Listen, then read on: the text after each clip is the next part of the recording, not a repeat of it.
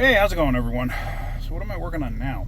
Well, I have that '06 Chevy Avalanche, the one that was sitting in another shop for over 6 months or something like that, and the guy finally got aggravated and pulled it out of there. They told him it needed a transmission. They were going to put a transmission in it.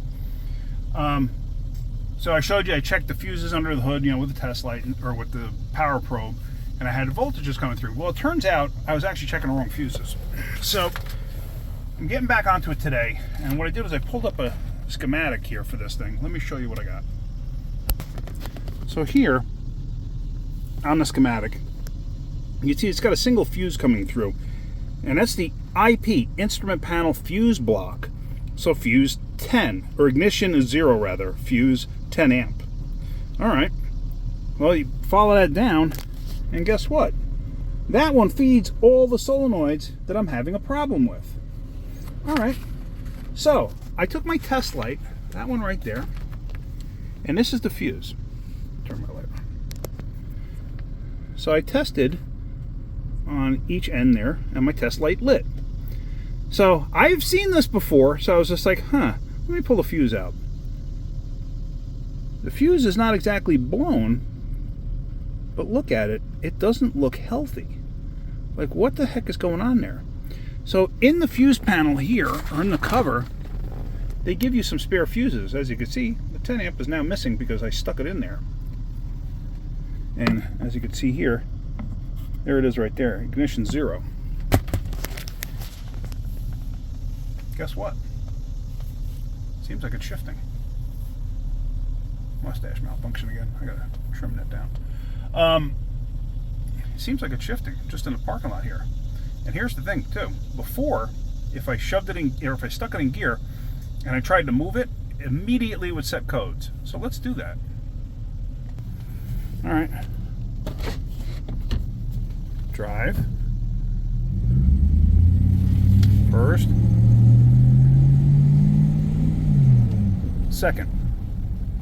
Okay, it shifted first and second in our parking lot. Powertrain codes, no codes. No codes. And I am hooked up. You can see the green light. I'm gonna take this thing for a ride. I'll show you. I'll put this fuse back in and I'll show you how it tests fine, but it's still an issue. So where was the issue? I don't know. Does it have high resistance in it? Could. All right, let me go up the road and see what happens. You may as well watch me. I'm just pulling out at the main road. It's starting to rain here, of course, and I don't want to turn these wipers on because, as you can see, they're just nasty. So, I'll just go up the road.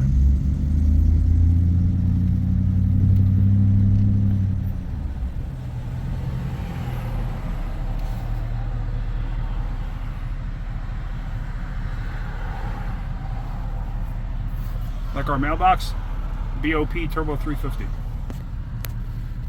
All right, just waiting for traffic to clear.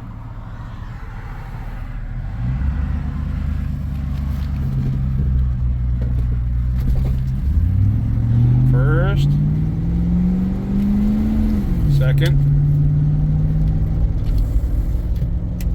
third,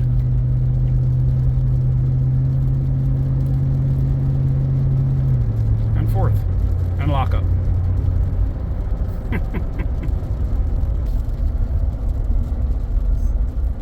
I know some of you get a little bent out of shape saying I'm slamming other shops. Am I really? Am I really slamming other shops when they can't figure this stuff out and they can't fix it? They would have put a tranny in this and it would have done the exact same thing. Nothing would have changed. So am I slamming another shop? No, I never mentioned the other shop. So I don't know who it was. I just know that the guy towed it to us because he was sick and tired of it sitting there at the other shop.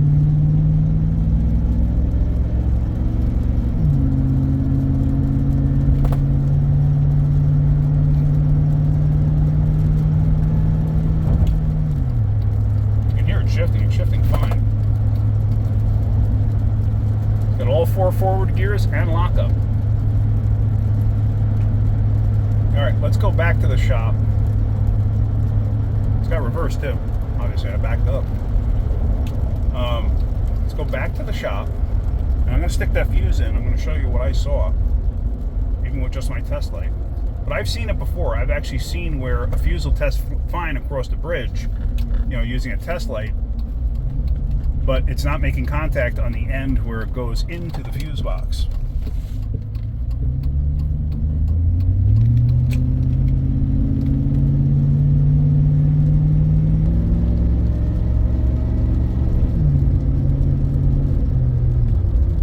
Tell you what, it's going to be one happy customer. I know I certainly would be. Telling me it's going to be a $4,500, $5,000 repair, and it turns out it's just a fuse. Amazing, absolutely amazing. But sometimes you gotta do a little research. Here's the thing: how does a system work? Instead of just chasing a code, look at how the system works. And that's what I was doing here. I was looking at how the system works. And sure enough, the system, all of those solenoids, all of the ones that are setting codes, are controlled by the same circuit.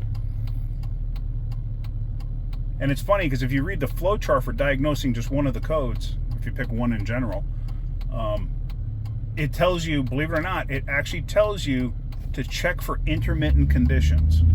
So it's like, where's that going to lead you? It wasn't an intermittent condition. It wasn't shifting. It wasn't shifting when I pulled it in the shop. It was in limp mode when I pulled it in the shop. Because I pulled it in the shop and then found that, and then I pulled it outside and I was like, this can't be that simple. And I felt it shift in the parking lot, and that's when I started making a video. But sometimes it's easier to just, you know, start to look at things before I start making a video, because otherwise the video will just get kind of too long and drawn out. So, all right, let's head back to the shop. Okay, back from the road test, and let's just make sure powertrain codes, no codes.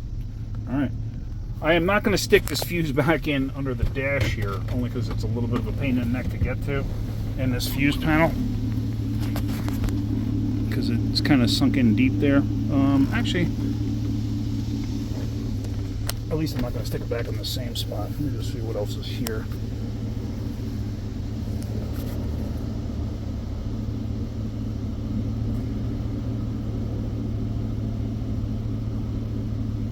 Yeah, it's just going to be easier to just throw it in a spot under the hood. This way you can see it. So first off, let me find a spot under the hood that I can use.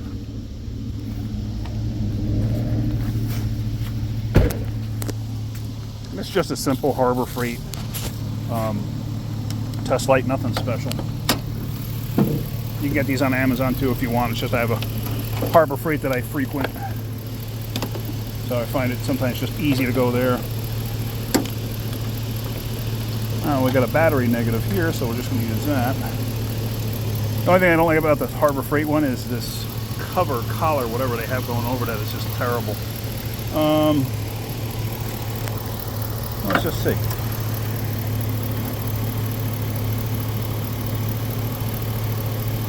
Find a 10 amp that actually has power to it. Test light's working.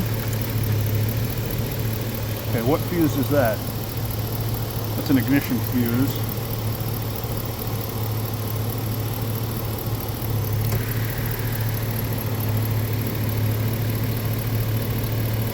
Alright, let's pop that fuse out real quick. Alright, so we said we were going to pull this one out, right?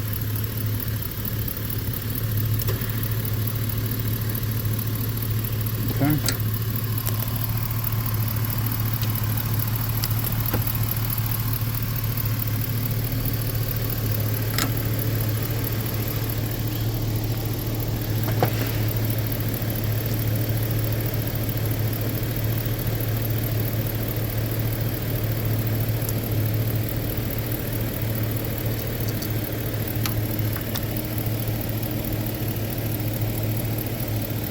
See that? It works on both ends. But for some reason, it was creating a problem. Don't know why.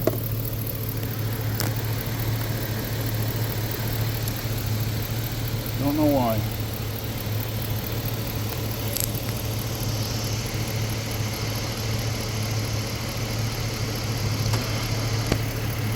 Couldn't tell you why that thing was creating a problem, but I have seen that before. But see how it's like almost burnt down below there? All right, let me stick their good fuse back in here, and then we're going to wrap this up. Now, just so you're aware, where the fuse went inside the panel there, I did inspect in there with a magnifying glass when I first pulled it out, just to see if I could see anything. And everything looked fine. The terminals themselves looked fine, and the new fuse fit in tightly. You know, if you had like one terminal that was, say, a loose terminal, where it was like a loose fit, you would feel the fuse go in kind of cockeyed a little bit as it drags in place. It felt perfectly fine going in, so I'm not concerned about that. Why this did that? Who the heck knows? Maybe it was somebody messing with this car at some point in time. Who knows? But I'm confident it's fixed. I'm happy with that. I'm sure the customer's going to be thrilled to death about this one. But yeah, so that's pretty much it. All right. Hopefully I got something out of that. It's been a while since I've seen something like this. All right. Hopefully I got something out of that. If you did, hit that like button. If you could, please subscribe. All right, guys, have a great day. Keep wrenching.